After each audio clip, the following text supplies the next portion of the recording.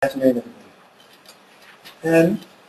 Our collaboration in Wales is somewhat different, I would say, than the others, although the themes and the messages that we've heard this afternoon are the same. And I don't think I've got anything to tell you that you haven't already heard, to be honest, except maybe how they apply in a very rural part of Wales. Our collaboration covers highways, property, that's the architectural side, and the property maintenance side, property management. It covers waste, it covers all of the other engineering disciplines such as flooding, drainage, etc. And also, to a degree, covers support services. We have a number of other, if you like, shared services, similar, parking. We use Denbighshire for our processing of parking. I think Denbighshire covers most of those. The area that our collaboration covers, you can see there, it's the big swathe of Central Wales. It's the big unpopulated swathe of Central Wales. We've got an awful lot of roads, but not a lot of traffic. Our population density in Powys is, I think, about 24 people per kilometre, which I think is about a third of what Cumbria is. It's akin to some parts of northern Scotland.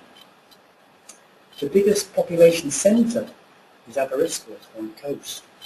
That's got a huge population of 15,000, which I think would fit into Wembley Stadium about 6 times over, and you could still play football. The collaboration, when we started out in 2008, looked rather different. Sorry, I'm jumping ahead. The big issue for our collaboration is the rurality aspect. And when we started out in 2008, there were 3 partners. There was Powys, Ceredigion and Gwynedd in the north. And across the 3 of the authorities, the big issue that we faced was a shortage of skills. We have no, if you like, big private sector competitors. We have no nearby large authorities to trade staff. And so we found that we were using a lot of private sector consultants to help us. So we thought, well, how can we address this in the face of falling budgets? And the idea, obviously, was to get together and create a shared service. Along with the skills shortage problem is the one of staff retention. People don't tend to move Central Wales very much until they're my sort of age. We find it difficult to recruit. We find it difficult to retain. Youngsters move away. We find it difficult to create job opportunities because you don't need much in the way of high-level skills to do the majority of the maintenance in Central Wales. And so people tend to drift away to take on, if you like, higher profile roles. That drifting away leads to a service resilience problem. You can't necessarily deliver the service that you need to do it. It means that you lose jobs from the local economy, and so we wanted to try to support the economy. And the final one, really, of our objectives when we got together was financial savings. It wasn't a big thing at the time. The real objective was to create a more resilient service. The historic context, as I said, when we got together in 2008, we had a memorandum of understanding across the 3 councils, Gwynedd and London, Powys and Ceredigion. We then went through a bit of a soul search, looking at what the objectives were of the 3 and how we could work together. What kind of organisations we want to create. How could we align our strategic visions? We took the bold move of employing a financial advisor to advise us how we could best bring the 3 authorities together, bring our objectives together, with really the sole intention of creating a joint venture with a private sector partner. This was 2008-2009, soon after the credit crunch. Not surprisingly, that private sector blue chip financial advisor said, "You have to do it. Don't work. The money in your authorities is not good enough, it's not fine enough, not great enough. It's going to cost too much for the private sector to bid. So they're not going to be interested." Now, myself, I was from the private sector, I gained just joined, and the majority of people in the private sector I spoke to disagreed with this, but of course it was enough to persuade the chief executives, the members, everybody else that a joint venture was not the right way forward. So what then happened was, for nothing and all, who were, if you like, probably the most ambitious of the three, decided to pull out and do something themselves, and left Heritage and Powys to do their own thing, a whole new local authority collaboration. So that came about in 2010. I put that slide up again, really, to show that if we were to include Gwynedd at the top there, who's see, we would have been about a quarter of the whole of Wales. As we are, we're close to a third of the whole of Wales. We've got some scale to it. North to south, Powys is about 100 miles. East to west, you go to the very tip, probably close to 100, but it's about 80 miles. So it's a huge area. Now, the other thing I promised that I'll try to do is, that's our logo, and QUIC is what it stands for, Central Wales Infrastructure Collaboration. The CSCC is the Welsh translation, which is almost unpronounceable.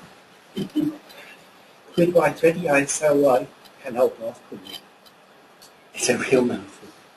Nobody uses it, but there we are, that's how it sounds. The operating model that we adopt, we're a joint venture.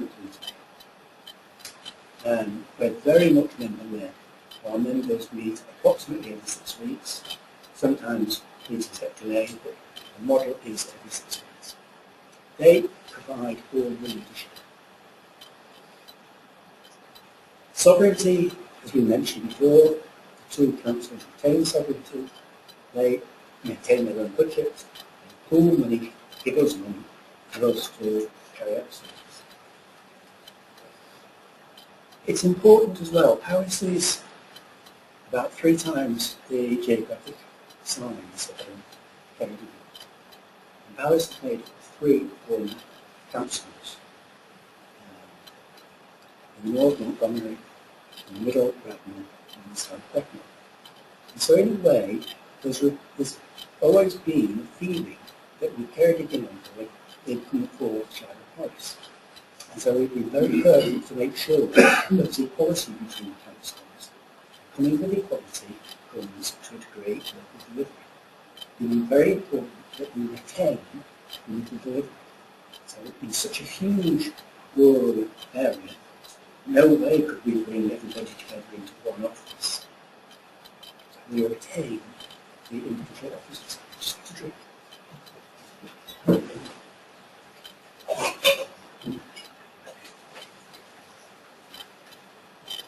I've got a cold and it's sort of affecting me.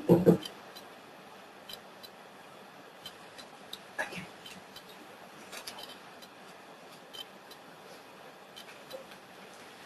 The other very important thing that we work very hard on is trade unions. The trade unions are incredibly supportive of what we're doing because, although, again, we've heard before about perceived threat as an officer level, we've managed to persuade trade unions that the shared service is actually more likely to save jobs than reduce the number of jobs, even though we amalgamate roles into joint posts. Because we are reducing our reliance on the private sector, we actually are creating more jobs in the local authority, but saving money at the same time. Communication, again, has been very important. And we produce newsletters, we produce a whole range of information to bring people along. And we have regular sessions, workshop sessions with staff. And the whole agreement is underpinned by an inter-authority agreement, which is a public document and available for all to see. What the shared service looks like, Ian a moment ago mentioned about separate consultancies. We have one consultancy.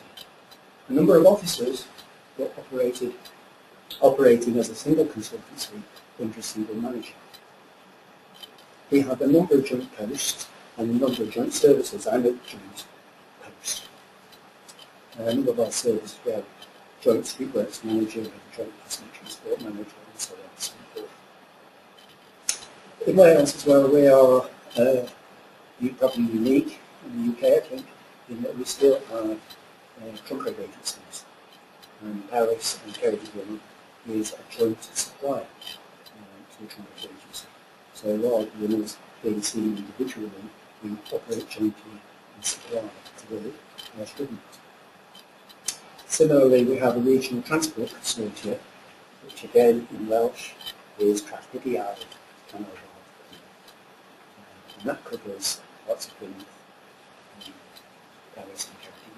And again, we are a single supplier to that consortia.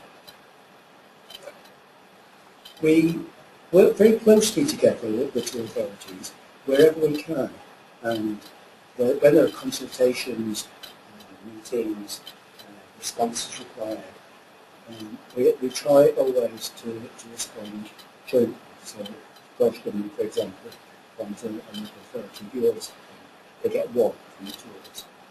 So there's a lot of areas that we work together as a single unit. And we get from that a lot of Welsh Government support. Not, unfortunately, financial support, support in kind. They're very, they speak well of what we're doing. Moving on, the way we operate, somebody mentioned earlier about the importance of your business plan, what you're going to do. What we have is an annual business plan that we look at what have we achieved in the last 2 years, what are we going to achieve in the next 3 years, what are we going to achieve in the next 1 year. So it's a 3-year rolling plan with a 1 year actually setting targets for the authorities. That sets out clear objectives, targets, and most importantly, holds people accountable. So it actually names who is responsible for delivering this improvements, change, whatever. I mentioned communication a moment ago. We issue regular newsletters. There are a number of pages. Again, they're on our website. People can see them, publicised. There's lots of information in there about what we're doing and what we hope to do in the future. Very important to a lot of people, and particularly our auditors, is how we actually work together, down in the weeds, inside tanks. So what we've done is we've actually written out a number of protocols, financial protocol being probably the most significant, where we've actually said what our charge rates are going to each other, what our payment terms are. All of these issues, how we're going to do any bound border works, where the works that go with some joint funding, how that's actually going to be managed. We also have what we call a benefits realisation plan. And this has been scrutinised by auditors. It's been looked at by, in Wales it's the, not the LGA, it's the WLGA. It's been looked at by the WLGA and the Welsh Government. And they've all said This is groundbreaking. This is tremendous. So, quite proud of this. What it does is everything that we do has to be measured. A sort of performance indicator type measurement, you may think, but it goes further than that. We have to measure everything that we do against those criteria. Maintain high-value jobs in the area, maintain highly responsive services, provide service improvements,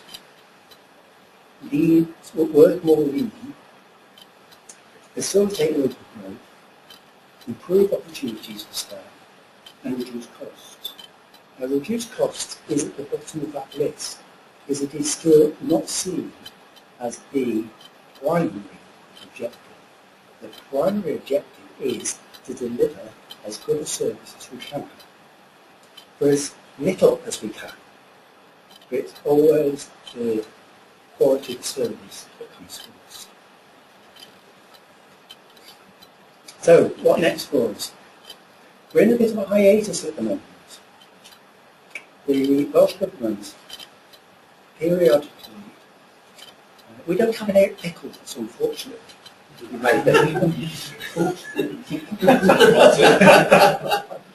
Yeah, but the Welsh Government sometimes needs a bit of shame. They keep threatening us with restructuring. At the moment, Wales has 22 unitary authorities, and with a population of 2.9 million, it's too many. Powys' population is 170, Ceredigion about 70. They're too small. So Welsh Government keep threatening us with some kind of restructuring. And what they say to us is, if you don't show that you're working together, we're going to restructure. So we've got a choice at the moment. We either move more to what Ian was describing as, well, maybe a little bit more than what Ian was describing, as a wholly owned company, because that would have to be the next kind of move, a mutual, a cooperative, or whatever, a wholly owned company. Or do we sit and wait to see what Welsh Government do? And the feeling, I think, that's emerging is that we can't afford to sit and wait. We've got to make our own move and then let Welsh Government tell us if they want us to do something.